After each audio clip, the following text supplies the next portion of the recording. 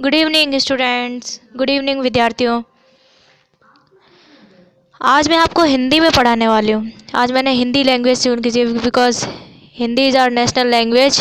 तो मैंने सोचा क्यों ना हिंदी में पढ़ाया जाए, इंग्लिश बहुत हो गई। अध्याय 6 है, ये 10वीं क्लास का एनसीईआरटी बुक का है। 10वीं क्लास का अध्याय 6 जैव प्रक्रम, लाइफ प्रोसेसेस। ओके, तो लाइफ प्रोसेसेस में ये हार्ट का डायग्राम पहले ही बना हुआ है। जो सब कुछ है, हमारा कनेक्शन हार्ट से है। ब्लड का सर्कुलेशन, ब्लड जाना, रक्त परिसंचरण, रक्त का जाना, दोहरा परिसंचरण तंत्र पाया जाता है मानव के हृदय में। ये इसका डायग्राम पहले से दिया हुआ है और इसके बारे में डिस्क्रिप्शन आगे मिलेगा आपको चैप्टर में। जैव प्रक्रम, लाइफ प्रोसेस चैप्टर का नाम है। हम जैव, सजैव तथा अजैव में कैसे अंतर स्पष्ट कर सकते हैं। हम जैव तथा अजैव में कैसे अंतर स्पष्ट कर सकते हैं, सजीव और निर्जीव में। तो सजीव निर्जीव आपको पता है, जो सांस लेते हैं वो सभी सजीव हैं और निर्जीव जो सांस नहीं लेते वो निर्जीव हैं। ओके, यदि हम कुत्ते को दौड़ते देखते हैं या गाय को जुगाली अथवा गली में एक इंसान को ज़ोर से चीखते हुए देखते हैं तो हम समझ जाते हैं कि ये सजीव हैं, क्योंकि उनकी सांस चल रही होती है। राइट, सांस लेते हैं, खाते पीते हैं, चलते हैं, फिरते हैं, तो वो सजीव है। और निर्जीव कौन है? जो कुछ नहीं कर, जो हमारे घर में वस्तुएं यूज़ हम करते हैं वो निर्जीव है, क्योंकि ना तो वो चलते हैं ना सांस लेते हैं। वो तो जहाँ रखे हैं वो रखे ही रहते हैं, वो निर्जीव हैं। ठीक है, सिंपल। यदि कुत्ता, गाय या इंसान सो रहे हैं तो क्या तब भी हम यही सोचेंगे कि ये सजीव है? लेकिन हम ये कैसे जानेंगे? क्योंकि जब सो रहा है तब भी सांस तो चलती ही है ना, तो भी वो सजीव तो है ही, कुत्ता, गाय या इंसान। ठीक है, हम उन्हें सांस लेते देखते हैं और जान लेते हैं कि वे सजीव हैं। पौधों के बारे में हम कैसे जानेंगे कि वे सजीव हैं? क्योंकि पौधे भी सांस लेते हैं, इसलिए वो भी सजीव हैं। वो छोटे होते हैं तो छोटे होते हैं, फिर हमें बीज लगा के लगाते हैं, फिर वो बड़े होते हैं धीरे धीरे, तो वो भी सजीव हैं। हम में से कुछ कहेंगे कि वह हरे दिखते हैं, कुछ कहेंगे कि हरे दिखते हैं, लेकिन उन पौधों के बारे में क्या कहेंगे जिनकी पत्तियां हरी ना होकर अन्य रंग की होती हैं? क्योंकि उनमें वर्णक पाया जाता है। उनको अन्य रंग की क्यों होती है? क्योंकि उनमें वर्णक क्लोरोफिल पाया जाता है, जो सनलाइट की प्रेजेंस में प्रकाश संश्लेषण की क्रिया करते हैं और प्रकाश संश्लेषण होता है और अन्य रंग की बन जाती हैं। वे समय के साथ वृद्धि करते हैं, अतः हम कह सकते हैं कि वे सजीव हैं। क्योंकि पेड़ पौधा भी समय के साथ ही बढ़ते हैं, एक साथ तो पेड़ पौधा बढ़ नहीं जाता। पहले बीज डालते हैं, फिर छोटा होता है, फिर निकलता है, फिर और बड़ा होता है, तब समय के साथ बड़ा होता है, इसलिए वो सजीव है। क्योंकि उसमें सांस लेने की प्रक्रिया और खाने और सनलाइट लेने की, सनलाइट की प्रेजेंस में खाना बनाते हैं और बड़े होते हैं, इसलिए वो सजीव हैं। दूसरे शब्दों में हम सजीव के सामान्य प्रमाण के तौर पर कुछ गतियों पर विचार करते हैं। ये वृद्धि संबंधी या अन्य गतियाँ हो सकती हैं, लेकिन यह पौधे भी सजीव हैं जिसमें वृद्धि परिलक्षित नहीं होती, क्योंकि इसमें वृद्धि दिखाई नहीं देती है। और मनुष्यों में भी वृद्धि अचानक से नहीं दिखाई देती है हमें, क्योंकि हम छोटे होते हैं तो माँ के गोद में खेल रहे होते हैं, फिर ये और धीरे धीरे वृद्धि करते हैं खाने से, पीने से, चलने से। कुछ जंतु सांस तो लेते हैं परंतु जिनमें गति स्पष्ट रूप से नहीं दिखाई देती है, वे भी सजीव हैं। जिनमें गति स्पष्ट मतलब छोटे कीड़े मकोड़े होते हैं जिनमें गति स्पष्ट दिखाई नहीं देती, लेकिन वो भी सजीव हैं, क्योंकि वो सांस लेते हैं, खाते हैं, पीते हैं, महसूस करते हैं और सनलाइट में जीते हैं। वो सब भी सजीव होते हैं जिनकी गति स्पष्ट दिखाई नहीं देती।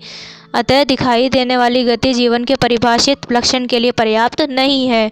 मतलब दिखाई देने वाली जो स्पीड जो होती है वो जीवन के लक्षण के लिए पर्याप्त नहीं होती। जीवन तो सांस जिसकी चल रही है वो सभी सजीव हैं। अति सूक्ष्म स्केल पर होने वाली गतियाँ आँखों से दिखाई नहीं देती हैं। उदाहरण के लिए अणुओं की गतियाँ। कुछ सूक्ष्म मतलब जो छोटी छोटी चीज़ें होती हैं उनमें गति दिखाई नहीं देती, तो अणुओं की गतियाँ दिखाई नहीं देती हैं, लेकिन वो भी सजीव हैं। क्या यह अदृश्य आणविक गति जीवन के लिए आवश्यक है? हाँ। क्या यह आणविक गति जीवन के लिए आवश्यक है? बहुत ही ज़्यादा आवश्यक है गति। यदि हम यह प्रश्न किसी व्यवसायी जीव विज्ञानी से करें तो उसका उत्तर सकारात्मक होगा। वास्तव में विषाणु के अंदर आणविक गति नहीं होती है। जो वायरस जो होता है उसके अंदर आणविक गति नहीं होती, मोलिकुलर स्पीड नहीं होती है विषाणु के अंदर, लेकिन जीवाणु में होती है। विषाणु और जीवाणु आप इतना तो जानते ही होंगे, अगर आप 10th क्लास में हैं तो विषाणु जीवाणु क्या होते हैं। हर चीज़ में हमारे अंदर बैक्टीरियाज भी हैं, हमारे अंदर वायरस भी है, सब कुछ होता है। जीवाणु विषाणु उन सबसे ही जीवन चलता है और उनसे ही बीमारियां भी होती हैं, इसलिए हमें बहुत ही सावधान रहने की ज़रूरत होती है जब तक वे किसी कोशिका को संक्रमित नहीं करते हैं। अतः इसी कारण यह विवाद बना हुआ है कि वे वास्तव में सजीव हैं या नहीं। जीवन के लिए आणविक गतियाँ क्यों आवश्यक हैं? पूर्व कक्षाओं में हम यह देख चुके हैं कि सजीव की संरचना सुसंगठित होती है। उनमें ऊतक हो सकते हैं, ऊतकों में कोशिकाएं होती हैं, कोशिकाओं में छोटे घटक होते हैं। सजीव की यह संगठित एवं सुव्यवस्थित संरचना समय के साथ साथ पर्यावरण के प्रभाव के कारण विघटित होने लगती है। देखो, जो भी सजीव होते हैं उनकी संगठित एवं सुव्यवस्थित संरचना होती है। आँखें हैं, मुंह है, नाक है, कान है, हाथ है, पैर हैं, तो उनकी सुव्यवस्थित संरचना होती है और सबका अलग अलग काम होता है। ठीक है, पूरे शरीर का सबका अलग अलग काम होता है। तो ये सजीव है। सुव्यवस्थित संरचना समय के साथ साथ पर्यावरण के प्रभाव के कारण विघटित होने लगते हैं। यदि यह व्यवस्था टूटती है तो जीव और अधिक समय तक जीवित नहीं रह सकते। अगर सही समय पर हम सही काम नहीं कर रहे तो हमारे अंग सही काम नहीं करेंगे तो हमारी व्यवस्था टूट जाती है। अतः जीवों के शरीर को मरम्मत तथा अनुरक्षण की आवश्यकता होती है, क्योंकि ये सभी संरचनाएं अणुओं से बनी होती हैं। अतः उन्हें अणुओं को लगातार गतिशील बनाए रखना चाहिए। सजीवों में अनुरक्षण प्रक्रम कौन से हैं, आइए खोजते हैं। ये हुआ आपका आज का एक पेज कंप्लीट, मैंने पढ़ा दिया है। और अगला पेज मैं आपको दिखाते हैं। अगला पेज इसी चैप्टर का, जैव प्रक्रम क्या है। इसका टॉपिक का नाम है जैव प्रक्रम क्या है, 6.1 पहला टॉपिक अब आया है चैप्टर का।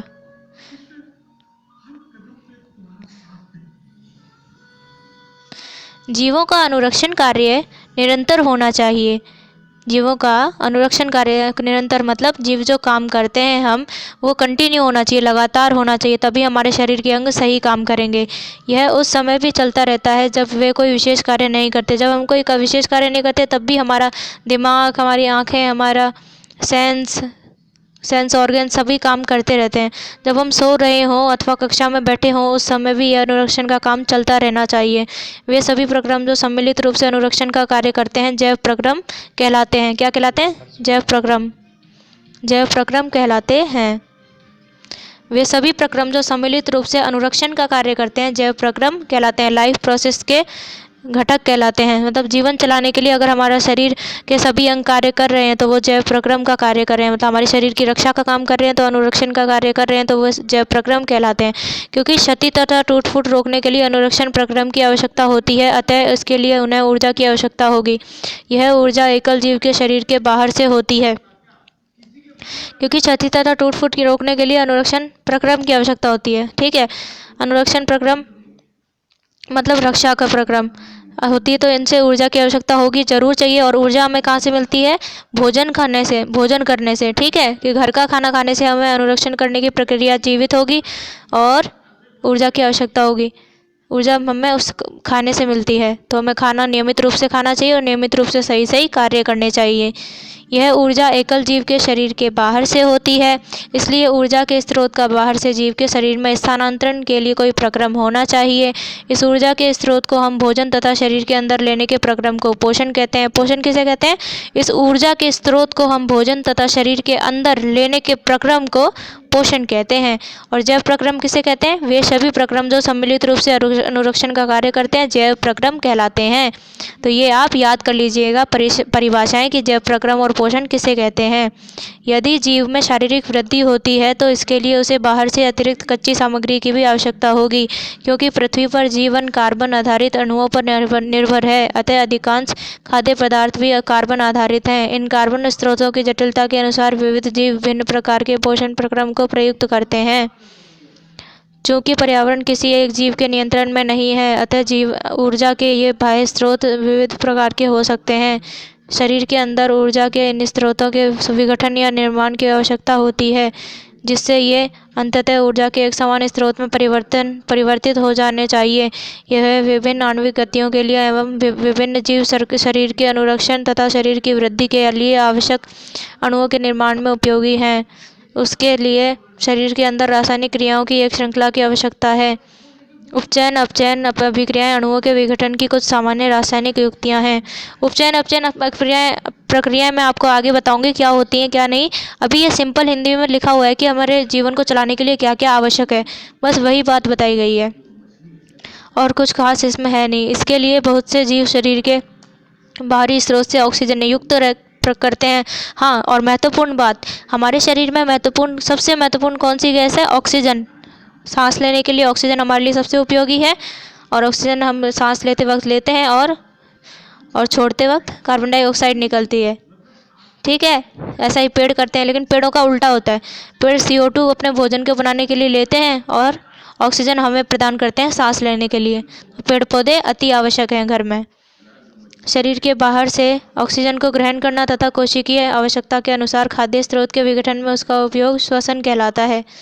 शरीर के बाहर से ऑक्सीजन को ग्रहण करना तथा कोशिकीय सहायता के अनुसार खाद्य स्रोत के विघटन में उसका उपयोग श्वसन कहलाता है। तो इसको अंडरलाइन कर लीजिएगा, याद कर लीजिएगा। ठीक है, शरीर के बाहर से ऑक्सीजन को लेंगे तथा कोशिकीय आवश्यकता के अनुसार खाद्य स्रोत के विघटन में उसका उपयोग करेंगे तो श्वसन कहलाता है। एक एक कोशिकीय जीव की पूरी सतह पर्यावरण के संपर्क में रहती है, अतः इन्हें भोजन ग्रहण करने के लिए, गैसों का आदान प्रदान करने के लिए या वर्ज्य पदार्थ के निष्कासन के लिए किसी विशेष अंग की आवश्यकता नहीं होती है।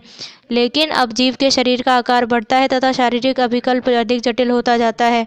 तब क्या होता है, बहुकोशिकीय जीवों में सभी कोशिकाएं अपने आसपास के पर्यावरण के सीधे संपर्क में नहीं रह सकती, अतः साधारण विसरण सभी कोशिकाओं की आवश्यकताओं की पूर्ति नहीं कर सकता। हम पहले भी देख चुके हैं कि बहुकोशिकीय जीवों में विभिन्न कार्यों को करने के लिए भिन्न भिन्न अंग विशिष्टीकृत हो जाते हैं। हम इन विशिष्टीकृत ऊतकों से तथा जीव के शरीर में उनके संगठन से परिचित हैं। अतः इसमें कोई आश्चर्य नहीं है कि भोजन तथा ऑक्सीजन का अंतर्ग्रहण भी विशिष्टीकृत ऊतकों का कार्य है। परंतु इससे एक समस्या पैदा होती है। यद्यपि भोजन एवं ऑक्सीजन का अंतर्ग्रहण कुछ विशिष्ट अंगों द्वारा ही होता है, परंतु शरीर के सभी अंग भागों की इनकी आवश्यकता होती है। इस स्थिति में भोजन एवं ऑक्सीजन को एक स्थान से दूसरे स्थान तक ले जाने के लिए वहन तंत्र की आवश्यकता होती है। तो हम भोजन और ऑक्सीजन जो लेते हैं उसे पूरे शरीर में पहुंचाने के लिए हमें एक स्थान से दूसरे स्थान तक ले जाने के लिए वहन तंत्र की आवश्यकता होती है। जो तंत्र हमारे शरीर में पाए जाते हैं। जब रासायनिक अभिक्रियाओं में कार्बन स्रोत तथा ऑक्सीजन का उपयोग ऊर्जा प्राप्ति के लिए होता है, तब ऐसे उपोत्पाद भी बनते हैं जो शरीर की कोशिकाओं के लिए न केवल उपयोगी होते हैं बल्कि वे हानिकारक भी हो सकते हैं। बिल्कुल, जो भी हम खाना खा लेते हैं उसमें कुछ शुद्ध होगा, कुछ अशुद्ध होगा। कोई अपन मार्केट से ला रहे हैं, कोई अपन खेत से ला रहे हैं, तो कुछ शुद्ध भी हो सकता है, कुछ अशुद्ध भी हो सकता है। तो हमें ध्यान से खाना पीना खाना चाहिए कि सही है या नहीं। इन अपशिष्ट उत्पादों का शरीर से बाहर निकालना अत्यंत आवश्यक होता है। इस प्रक्रम को हम उत्सर्जन कहते हैं। जो हमारे यूज़ नहीं आता उसे शरीर से बाहर निकालना अति आवश्यकता होता है। यदि बहुकोशिकीय जीवों में शरीर अभिकल्पना के मूल नियमों का पालन किया जाता है तो उत्सर्जन के लिए विशिष्ट ऊतक विकसित हो जाएगा। इसका अर्थ है कि परिवहन तंत्र की आवश्यकता अपशिष्ट पदार्थों को कोशिका से उत्सर्जन ऊतक तक पहुंचाने की होगी। आइए हम जीवन का अनुरक्षण करने वाले आवश्यक प्रक्रमों के बारे में एक एक करके विचार करते हैं। तो आगे प्रश्न आ गए हैं, ये मैं आपको बताती हूँ। पहले आप इतना पढ़िए, इसको सुनिए ध्यान से, तब आपको पता चलेगा कि इसका क्या है। पहला क्वेश्चन है, हमारे जैसे बहुकोशिकीय जीवों में ऑक्सीजन की आवश्यकता पूरी करने में विसरण क्यों पर्याप्त है। इसका आंसर मैं आपको नेक्स्ट वीडियो में बताऊंगी। पहले मैंने जो पढ़ाया है उसको आप ध्यान से सुनिए और समझिए। Thank you students for watching me. Sachin, stop.